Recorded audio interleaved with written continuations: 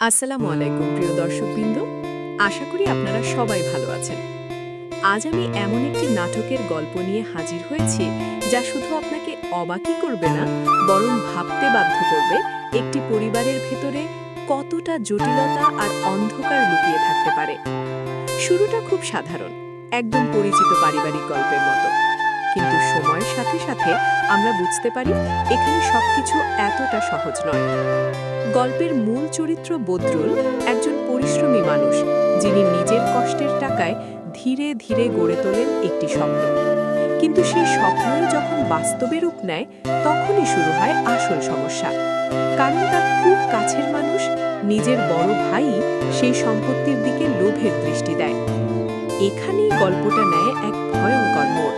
কারণ এটা শুধু সম্পত্তির লড়াই না, এটা বিশ্বাস ভাঙার গল্প, আপনজনের কাছ থেকে প্রতারিত হওয়ার কষ্টের গল্প।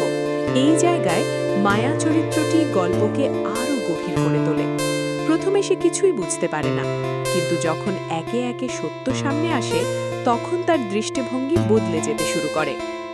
এক ভাই আরেক ভাইয়ের সাথে এমন করতে পারে, এই সত্যটা মেনে নেওয়াই তার জন্য হয়ে দাঁড়ায় সবচেয়ে বড় চ্যালেঞ্জ।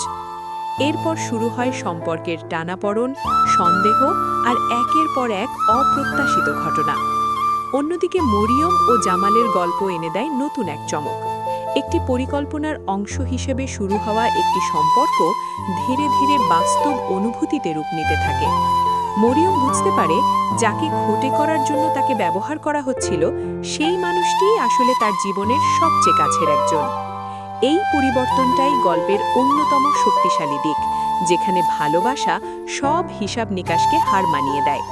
কিন্তু গল্প এখানেই থেমে থাকে না।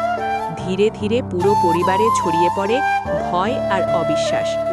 একই ছাদের নিচে থেকেও কেউ কারো ওপর ভরসা করতে পারে না, এমনকি ছোট ছোট বিষয়েও তৈরি হয় সন্দেহ।